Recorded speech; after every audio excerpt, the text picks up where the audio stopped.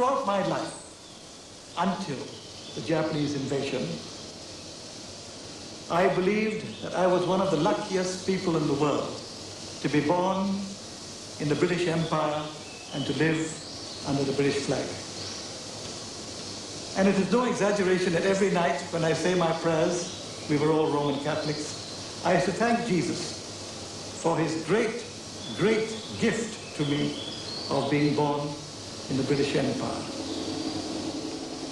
But when the Japanese invaded Malaya and Singapore, and when the unconditional surrender of 100,000 British soldiers to 30,000 little Japanese soldiers took place, this whole world in which I'd been living until then was completely shattered.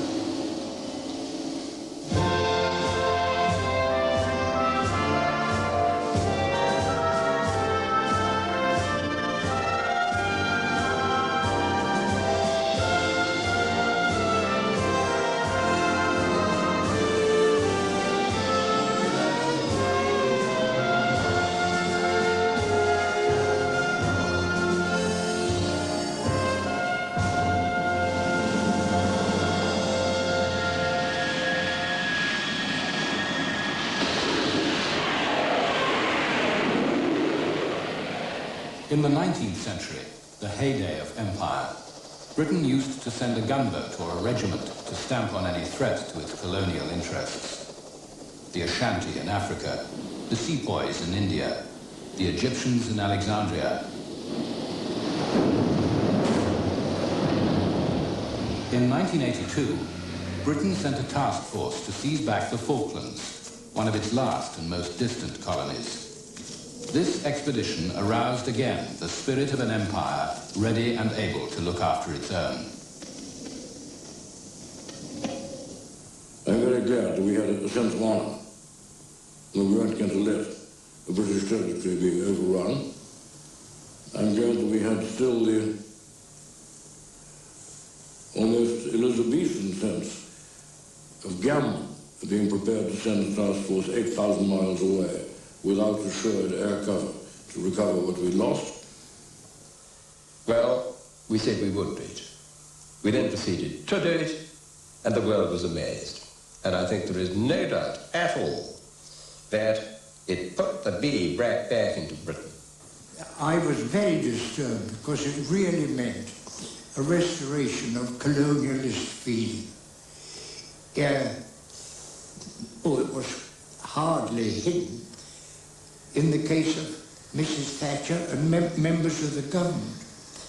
But it indicated again a readiness to go to war in order to maintain a distant part of the world as part of the British Empire.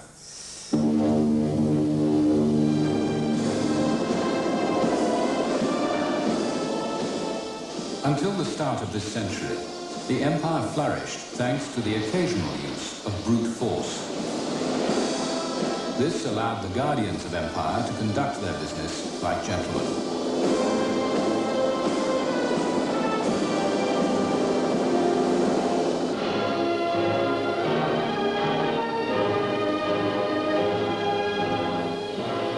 When Sir Edward Elgar composed his imperial theme song, a few Britons ruled a quarter of mankind. It was the biggest empire the world has ever known and seemed as permanent as the waves. I was very proud to be part of the empire. I used to love seeing the map with the red on it. And I was also proud of being an Australian, of course, but we were part of the empire, and a very important part of it too. England was home to us. In fact, people here in my day referred, when they were going to England, they always referred to it as we were going home. So it was as close as that. And our loyalties very much lay in England. I wasn't directly aware of the pressure of the imperialist government. It merely was an atmosphere in which they controlled everything and told you everything. And as you knew nothing else, you went along. Colonialism then was so integrated with the West that those of us who urged that imperialism should be ended were regarded as crazy. Aden, Bahamas, Barbados, Lesotho Land, Bechuanaland, Bermuda, British Guiana, British Honduras, Brunei, Cyprus, Singapore, Somaliland, Tanganyika, Trinidad and Tobago, Uganda, Western Pacific Islands, the Windward Islands, Zanzibar. The empire was too much to take in. To some it meant a sacred trust, justice and democracy, progress and civilization. To others it meant vicious oppression, alien autocracy, exploitation. To Noel Coward, it was all just a bit ridiculous. It's such a surprise to the Eastern eyes to see that though the English are effete, they're quite impervious to heat. When the white man rides over a native hides in glee, because the simple creatures hope he will impale his solar topee on a tree.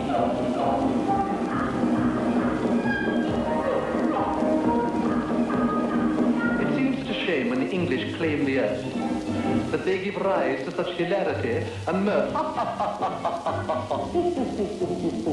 But mad dogs and Englishmen go out in the midday, out in the midday, out in the midday, out in the midday, out in the midday, out in the midday, out in the midday sun.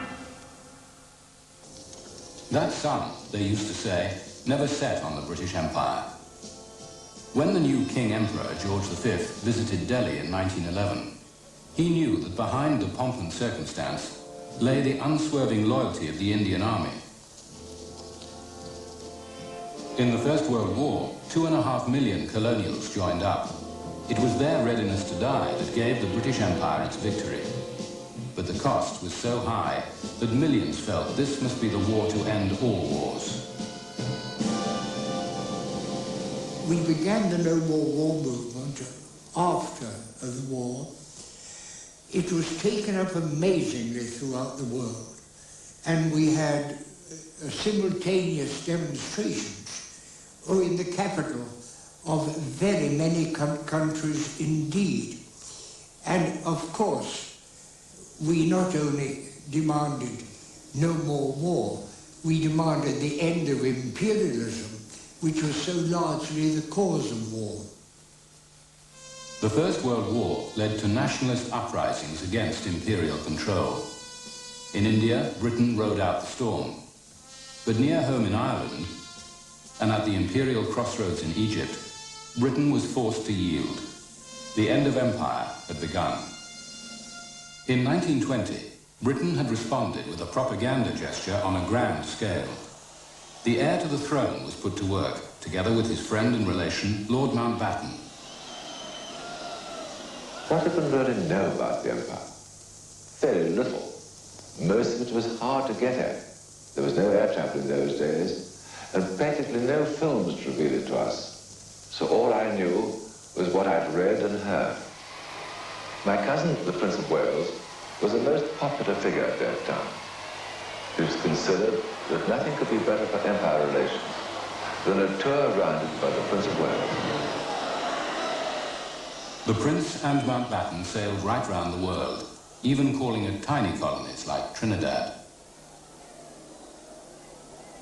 I was teaching at Queen's Royal College, and I achieved the honor of shaking the hand of the Prince, which a whole lot of people didn't, because you can't shake too many hands in a day or two. Wonderful. But it first made me, what? What are they fussing about that? I shook his hand, I walked round with him, and then he said goodbye. In fact, often it was a problem of protecting him from his enthusiastic admirers. Quite early on, he started the practice of shaking hands with his left hand, because his right hand was almost crushed with the warmth of people's greetings. I was taken into town, of course, and the crowds were absolutely hilarious with excitement. And even then, he was very young then, of course, with very golden hair, very attractive looking, and with great charm. And it came across, even though you were watching him from a window, but everywhere he went, people were enchanted by him. And all the girls, of course, were charmed off their feet. After 6 months, the Prince and Mountbatten returned to Britain, secure in the belief that Britannia, or more exactly her Royal Navy, still ruled the waves. The British Empire had been built up by the superiority of British naval power over any other country, really dating back to the Armada. It took a little time to develop. But the British Navy was the link between the different parts of the English-speaking world. It was the self-governing dominions of India or the colonies. So it was absolutely central and vital. I suppose we regarded the Navy as being the cement of empire. I'm sure it was just that. It was our sure shield in those days, and we thought of it as such, and we were a part of it.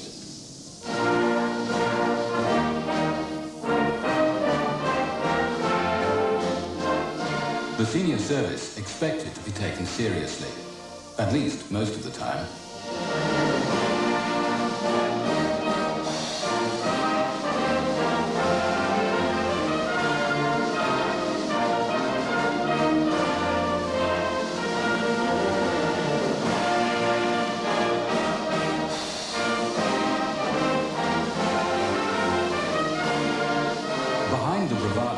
The awkward truth was that after World War I, Britain was deeply in debt. The British could not afford the naval supremacy they took for granted. Both Japan and America would soon be able to outrun and outgun the Royal Navy. So in 1922, a great conference was held at Washington, where the major maritime powers concluded a strange defense agreement. Britain broke off its treaty with World War I ally Japan, and all the powers agreed to limit the size of their navies. In a spirit of economy and no more war, many ships were scrapped.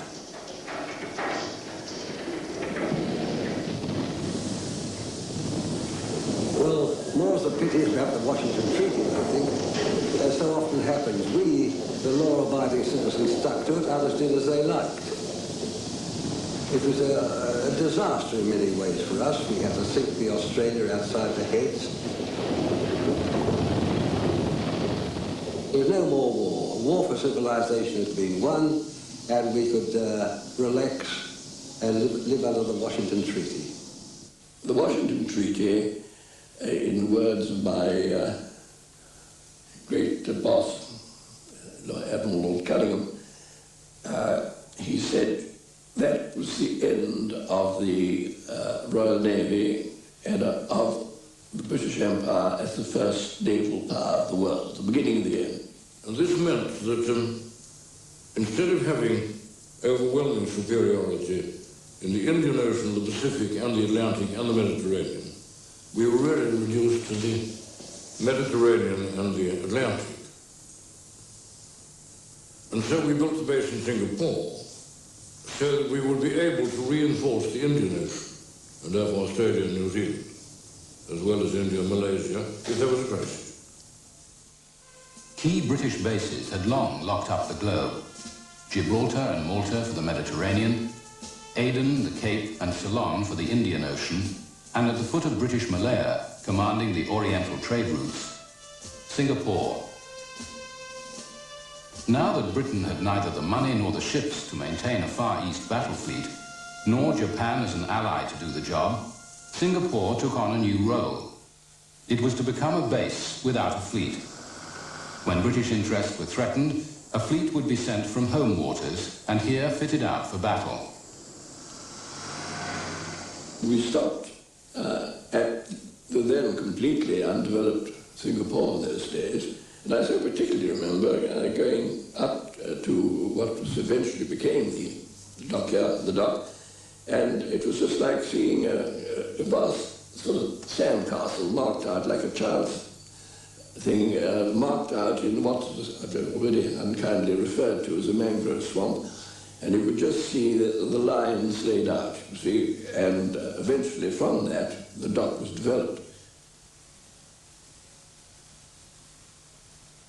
The centerpiece of the new naval base was to be a massive dry dock, built in Britain and towed the 8,000 miles to Singapore.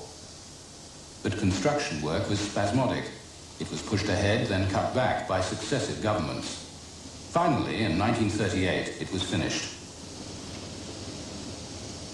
It was the largest naval dock in the world at that time, and it was deliberately opened at a ceremony with great pomp and show and publicity in order to emphasize the stability of British rule in Southeast Asia and the forces available to support that position. Singapore was a totally imperial creation, and yet it was here that Britain's empire was to suffer its most stunning defeat. Singapore had been founded by Sir Stamford Raffles in 1819 to dominate the trade between India and China. It grew under British rule into a bustling commercial metropolis. In the pre-war era, even then, we were very important in the economic life of the British. We supplied rubber, tin, and these were the two main export earners for the British. Our country exported these. All the export earnings landed in London, and these were the British. They not only took away the wealth of this country, but the executives who were here then, their salaries used to run into thousands, and ours had lowly jobs. We went to English schools, sang God Save the King, Rule Britannia, Britannia rules the waves. So it's a kind of love-hate relationship. We like the English language and literature and stories, but we find that we didn't like the people who spoke them or wrote them. I felt that Singapore had become so commercialized that all the commercial values were coming first. The people who were living there, of course, were living under conditions of very great comfort. I mean, everybody had plenty of servants and one thing and another, you know. Oh, one splendid moment. We all enjoyed it. The Sunday morning jaunt to the Seaview Hotel. Charming, beautiful, such service. And we all got plastered on, usually the hard stuff. And of course, every session had to end by singing of that notable song. There'll always be an England. While there's a country lane, wherever there's a cottage moat beside a field of grain, there'll always be an England, and England shall be free. If England needs as much for you as England needs for me.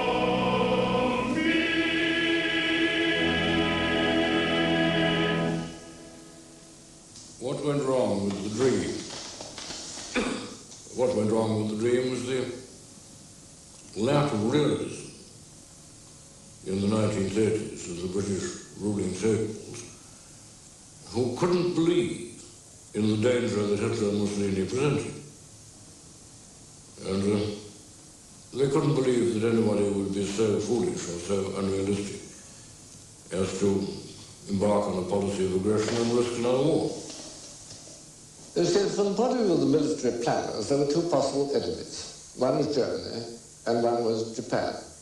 And the deployment in peacetime enabled us to accomplish both functions. We were able broadly to balance the forces of Germany and Japan. With war in Europe only a year away, Britain still asserted that Singapore could deal with the growing threat from Japan. Aloft again and headed for Singapore. Our hearts beat proudly as the Empire flying boat comes in. Britain's far-sighted leaders for generations have maintained strong forces at the Empire's strategic crossroads. But Singapore's real greatness is its link in the chain of Empire's strength and communications. On land, air and sea, Singapore's units are symbols of an empire that is as free as the air and as permanent as the sun. We were dependent, of course, upon the arrival of the Eastern Fleet. Remember, there was no war on at all then. The European war party were very busy planning the European war, but we in the Eastern War had to depend upon a mythical Eastern Fleet. We had a whole set of plans, which I happen to be responsible for, as a matter of fact, developed for moving the Mediterranean fleet to the Far East. But of course, when the Axis War developed and our battles with the Mediterranean, in 1938 we had to abandon that policy, and that was the beginning, really, of all Singapore troubles. Our interests in the Far East, which were very great, could not be defended. It was really a situation of bluff more than anything else. Let's say that we had forces out there, quite small ones, but if we were really attacked, and if the Japanese began to build up their strength, we would be in very great difficulty. Britain's leaders feared the empire would not survive a war on both sides of the world at once. So, desperate for peace at almost any price, Prime Minister Neville Chamberlain flew to Munich and appeasement. This morning, I had another talk with the German Chancellor, Herr Hitler. And here is the paper which bears his name upon it as well as mine. We used to talk together about the problems of the empire very often. But it wasn't until, of course, the pressures in Europe built up to the point of near war that we had really to think in terms that we might have to concentrate everything on Europe and everything on our own survival, and thereby, of course, sacrifice some of the elements of defence which we've been able to deploy in defence of the empire. Australia, Singapore, and the like. And so it was when the change came, and we had to concentrate everything on Europe, Chamberlain, for example, had to telephone to the Prime Minister of Australia and say we could no longer provide the cover which we had done up till then. So England is the Far East. For us, it's the near north. And we, as having been brought up in Australia, were always aware of what we called in those days the yellow peril. Japan, the ally on whom Britain had turned its back after World War I, was now to take advantage of Hitler's aggression in Europe. At Singapore, Japan was to call Britain's bluff. While Europe was convulsed by war, Britain's Eastern Empire was still at peace. Singapore pursued its principal purpose, trade, confident of its own security. Here is striking and encouraging evidence of the tremendous British fighting power which guards the integrity of this bastion of empire.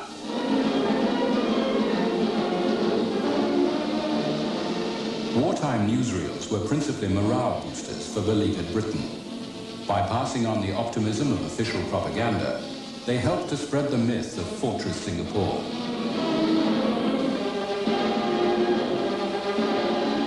At strategic points around the city, gun emplacements ring one of the most strongly fortified basins in the world. The garrison, which is being continually reinforced, is fully capable of maintaining Singapore as a city of the British Lion. Even the Americans, long the leading opponents of empire, put about the illusion. Long before the outbreak of World War II, the name Singapore had become symbolic of military might.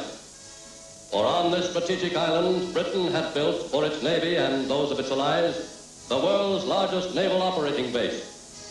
The facilities of Singapore, its machine shops and dry docks, were to be shared jointly by the allied navies. Some felt that the Japanese would not be so idiotic as to attack the Americans and ourselves, because if they did, they were bound in the end to lose. Churchill certainly felt that, and I heard him say to the Chief of Staff on more than one occasion, I do not believe that the Japanese will be so stupid as to do this. Even without the Japanese in the war, Churchill was desperate for American backing. He sailed in Britain's newest battleship, the Prince of Wales, to meet President Roosevelt. But the American president exacted a price. The two leaders signed the Atlantic Charter, declaring that they wished to see sovereign rights and self-government restored to those who have been forcibly deprived of them. The subject peoples of the empire understood these words to be a promise of democracy and self-government for all, including themselves. And they were in the future to quote the Atlantic Charter back at Britain. But Churchill never acknowledged that meaning. For him, all that mattered was winning the war. The officers and men of the Prince of Wales will always be ready to add another stage to the glorious and long annals of the Royal Navy. Against Admiralty advice, Churchill insisted on sending the Prince of Wales to Singapore. She was to have had with her an aircraft carrier as protection. But in the event, the fleet that arrived in Singapore to scare off the Japanese was only a few destroyers, an elderly battle cruiser, the Repulse, and the Prince of Wales. We went to Changi Point, which is on the coast in Singapore Island. And we were there when somebody shouted, "Hey, look at those two ships." We looked and then we saw for the first time two large warships. And somebody said, "Oh, they must be the Prince of Wales and the Repulse." And of course they were the Prince of Wales and the Repulse, the pride of the British Navy. They were sailing by majestically. The British then were showing the flag. Well, I can well remember as we steamed up the Straits of Johore, people waving to us. And I think there was this feeling in the colony that, you know, the Navy had come to the rescue. Now, I think our feelings about the Prince of Wales were that we had a slight chip on our shoulder about the Prince of Wales because she was a slight glamour puss. She'd taken the Prime Minister over to America. She'd had this scrap with the Bismarck. She'd been on a very important and successful operation in the Mediterranean and had been attacked by torpedo bombers, which had not succeeded in their attempts. And so I think there was a chip on Repulse's shoulders about this. Immediately prior to their arrival, I had been up country, as indeed had all the midshipmen, staying with various kind, hospitable planters, and one picked up a little bit of the local feel there, which really was very, very content, very unalarmed. The Japanese were bluffing. They'd never dare do anything like invade the Great British Raj in Singapore, or Malaya, as it then was, at all. And when there were saber-rattling noises from the other side, from Japan, these were pooh-poohed. They wouldn't have the nerve, they'd never dare. And anyway, what could they do? The current conception then was these slant-eyed Orientals, their eyesight is defective, they are not damn used as fighting men, as flying men, and they cannot fly a plane properly. At dawn on the 7th of December 1941, the Japanese, until then at peace with the West, attacked. They landed troops here in Malaya and bombed Singapore. Simultaneously, they destroyed the American fleet at Pearl Harbor. When it happened, the Prime Minister was delighted in a sense. He was horrified at what happened at Pearl Harbor, but he said, well, now nothing matters because the Americans are on our side and we're bound to win the war. Therefore, whatever we do is we'll get back, which is perfectly true. And he had all along taken the attitude, rightly, that getting the Americans on our side was the only thing that mattered. We had been told the Japanese couldn't fly at night, something to do with their eyesight. And I remember this red warning. We repeats remember. And I think this happened at about the same GMT as the attack on Pearl Harbor, when suddenly the searchlights went on, and there were 9 Japanese bombers in perfect formation, flying at night. about to bomb Singapore. And we opened fire with our 525s, in fact, from the dry dock. That's the first time we opened fire at the enemy.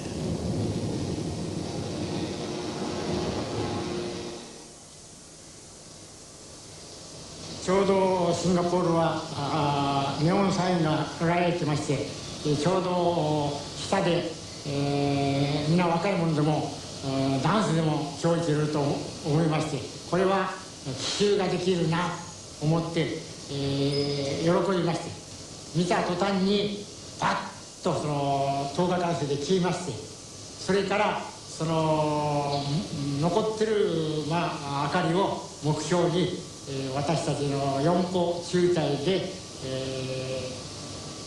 シンガポール島に向かって、攻撃に行きました。First pictures of Singapore's taste of aerial war reveal the damage done to Raffles Square in the heart of the island shopping center. Department stores, shops and business houses. The same old story, with street clocks registering the early morning hour when death and destruction came at the hands of Hitler's Yellow Brothers. It's all very typical of the Nazi Nipponese Brotherhood. This part of the empire calls out for strong and immediate action. My father was the captain of the Prince of Wales. She was the flagship of Admiral Phillips. And I had dinner on board with him by invitation shortly after they got in. And I hadn't seen my father for nearly a year. And we had a day relaxed, family dinner, supper really, in his cabin, nobody else present. After dinner, we sat on the sofa, and he turned to me and said, "What do you think of the situation?" And I, in my youthful extremity of ignorance really, said, "Let them come, let's have a crack at them." And I remember very clearly his then turning a most serious face to me and saying, "I don't think you have any idea of the enormity of the odds we are up against." And the captain sent for me and he told me roughly what was going to happen. We were going out to try and intercept the transports which were landing troops in the north of Malaya and in Siam. And he said, I can remember, he said, "I'm afraid it's going to be a pretty sticky party, guns." The Prince of Wales and Repulse set out to stop the invasion from Japan.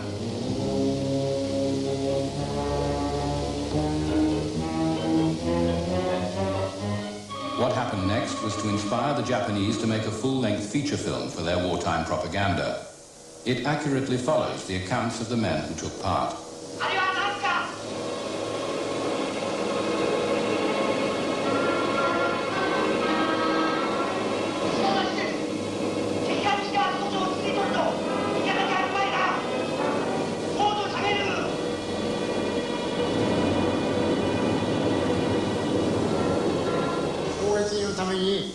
敵の位置が大体分かりましたから、雲の下に出て、ずっと旋回しながら高度を下げまして、ずっと見たときに、敵の戦艦が前に見に行ったときに、一番私がドキッとしたのは味方の戦艦に間違えたんじゃないか。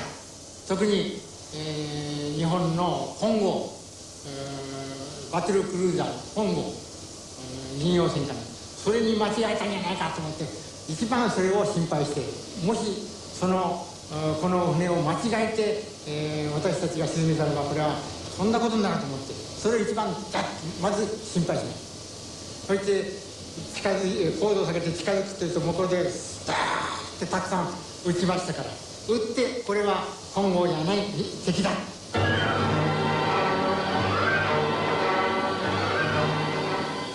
I think shortly after 11 o'clock we picked up the enemy formations coming in, aircraft, and clearly they were coming straight over us. In fact, they selected Repulse, I think, for the first attack.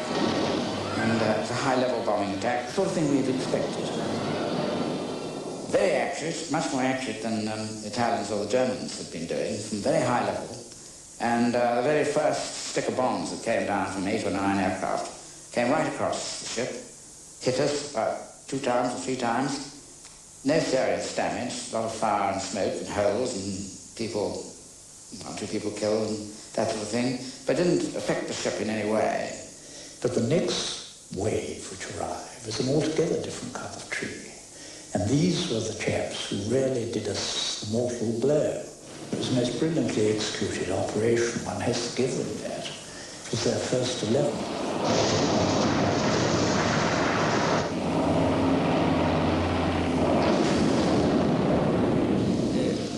なおどんどん右へ回りながら期待しておりましたが、私は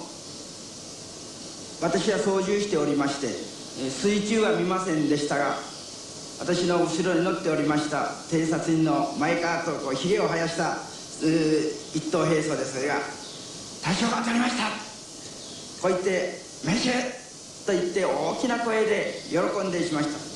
They just kept coming, really, after that, and I think we were hit by 5 torpedoes, and we gradually rolled over. Everything was firing. The chaps, it was very difficult to get them to break off a target once it had dropped its torpedo, because they were fighting mad by then, really.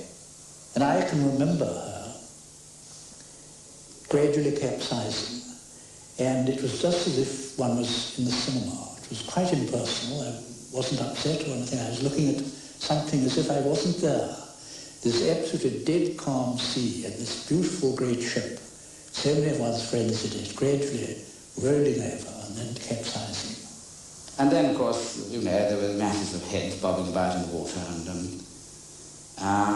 and in true British style, everybody started to sing "Roll Out the Barrel" and all this kind of thing. And I can remember swimming around telling people to shut up and keep their mouths shut, because every time they opened their mouths to sing "Roll Out the Barrel," and a great slob of oil fuel went down their throats. And of course, this was lethal, because it just burnt your innards out. And so I remember going around destroying all this great elan by telling them to shut up and keep their mouths shut if they wanted to stay alive.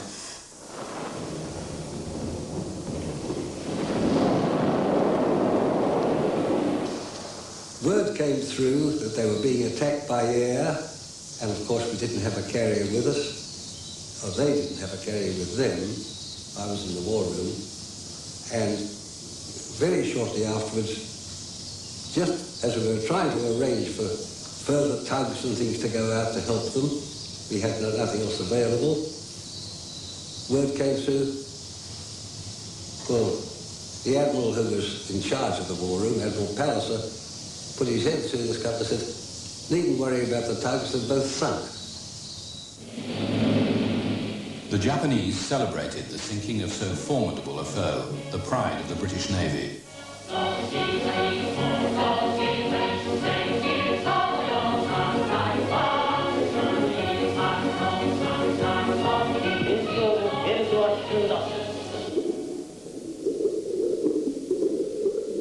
"840 men died in the two ships, including Captain John Leach." I suppose in hindsight, it wasn't a very good gamble.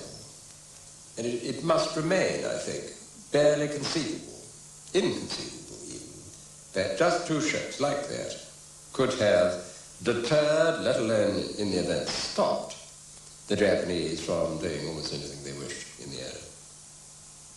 To that extent, it was utter waste. When Churchill sent the Repulse and the Prince of Wales, there was an electric shock throughout the country when they went down. But again, it was covered up. Business went on as usual in Singapore. Parties were held in Raffles Hotel, New Year parties and Christmas parties. They went on, and the European community just had complete faith in the British, and so had we. The British had always been supreme, and we just couldn't envisage the British being defeated, and we accepted. Oh, the Jap and the Wolf and the Hun, they'll be sorry for the war that they began. They must pay the price, those three blind lights, the Jap and the Wolf and the Hun. Germany and Italy, not Japan, were Britain's front line. For Churchill, the Far East came a poor second to Europe. He could not spare the equipment Singapore needed. The Japanese swept through Malaya, even though they were outnumbered and often fiercely resisted by combined British Empire troops. Within 7 weeks, they were poised for the final assault on Singapore. Churchill ordered the British commander, General Arthur Percival, to fight to the last man. The situation as it was here, with over 2 million civilian population, all the essential services broken down, the dead weren't being buried, the fire service was broken down, the police and so on, and no water supply. Once the causeway was blown up, then we had no water. And in the last days, there's no doubt that Percival was a very, very wise man. I've seen him many times sitting at his desk with his head in his hands, and he obviously, In the early evening of Sunday the 15th of February 1942, a weary British command made their way to the Ford car factory, the Japanese headquarters.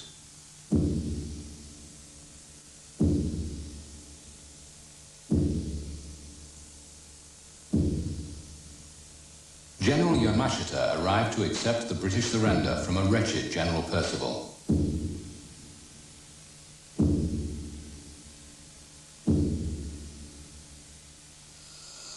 I speak to you all under the shadow of a far-reaching military defeat. It is a British and imperial defeat. All the Malay Peninsula has been overrun. Singapore has fallen. The Japanese commander himself could hardly believe it. 130,000 British Empire troops had surrendered to a quarter as many Japanese.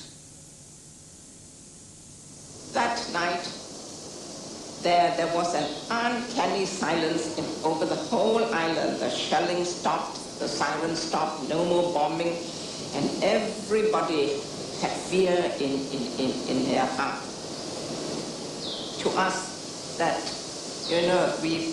seemed to be the end of the world. There was no hope, no future. And when capitulation came, it was a traumatic shock. An unbelievable shock. It's a ghastly end of the world that just didn't penetrate.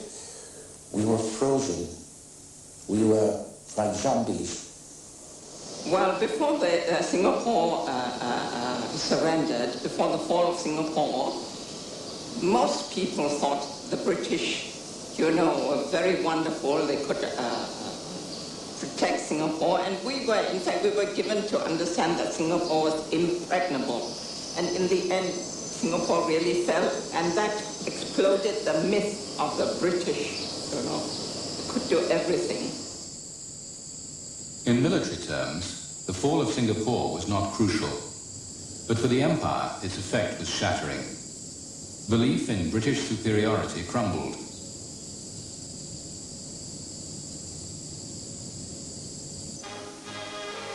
Australia had been the first to react. Australia looks to America, free of any pangs as to our traditional links with the United Kingdom, announced Prime Minister John Curtin. Now I confess to you frankly that with the sincerest devotion to the cause of the British Empire in the world, I have purposed part of voting for Australia. It is perfectly true that I made a direct and definite appeal to the United States of America. I think it was a very, very brave and a very clever adjustment to his thinking that he made, and I give him full marks for it. I was personally delighted, of course, because I had such high regard for the Americans, and I'd just as soon almost be saved by an American as saved by a Briton. I think it was. Somebody had to save us. Industrial and independent, Australians have been turning to new markets and new interests outside the empire. When war touched their continent for the first time, Australians found that for their defense against Japan, they must look to the United States more than to the empire. And in the very presence of and need for American defense forces, they glimpsed a future inevitably bound up not with the empire alone, but with the United States as well. Thousands of Indians were led by the fall of Singapore to support Japan against Britain. Well, I think the impact was tremendous. As I said, to see that an Asian power could just do this, particularly the close upon the sinking of these two warships, the reduction of what Winston Churchill described as the impregnable fortress sea. Naturally, and he had talked in those terms just a few days before the event. Once that fell, see, so the British prestige here in India was just, well, actually it was just mud. For 170 years, the tradition of British authority and invincibility was accepted by the Indian people and respected throughout the Orient. Yet the Indians have felt that for all it has accomplished, British rule has been the rule of a conqueror. They have resented reactionary Britishers who, in defiance of a policy favoring greater equality and more independence, sought to keep the Indians in an inferior social and economic status. But to the complacency of the colonial British, there came an abrupt and shocking end.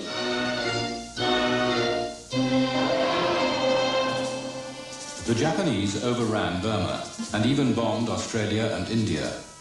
The British Raj quaked as the new imperial rival stood at their gates. India's nationalist leaders, Gandhi and Nehru, had at the outbreak of war wanted to back Britain. Now they demanded that the British quit India. Eventually, the Japanese found themselves too far stretched. The British pushed them back through Burma.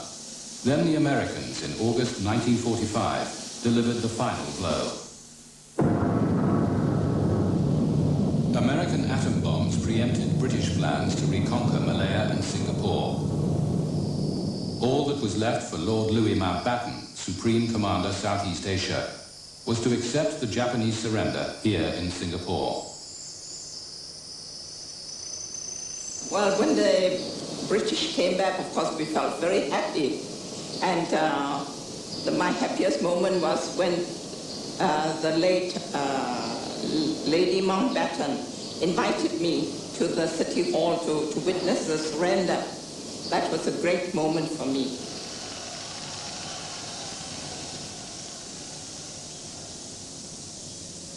I have today received the surrender of the Supreme Commander of the Japanese forces as you have been fighting. And I have accepted the surrender on behalf of all of you.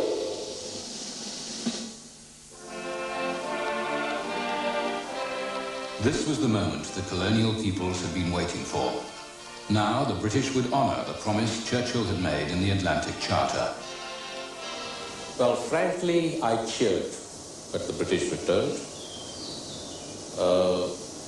for a whole lot of reasons. One, it would mean the end of the Japanese conquest. It would also mean the beginning of the end of colonialism and the road to independence. And of course, the return of flares, cigarettes, and 3-5s and so on. The Japanese cigarettes were pretty horrible. And but after the reoccupation, we did notice that the British were less arrogant. They had been educated during the war years, a bit more conscious that the world did not altogether depend on Britain. The war changed the whole political climate of the world. It had been stressed so much that it was a war against dictatorship and fascism and for democracy, that that feeling spread throughout the world. And I would say that it was the impact of the war which made the great change.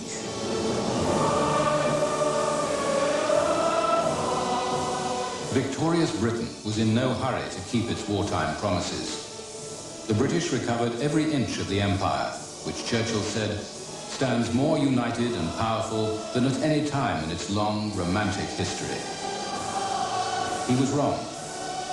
Britain was exhausted, on the brink of bankruptcy, and overshadowed by its wartime allies, Russia and America. A wind of change was blowing through the empire, arousing nationalist demands Britain would prove powerless to resist.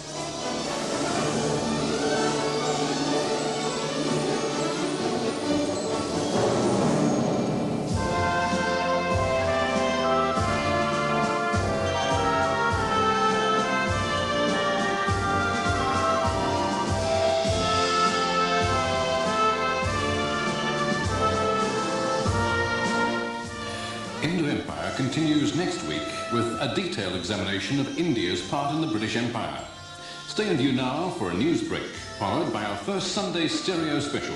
Leonard Bernstein conducts a brilliant recording of West Side Story.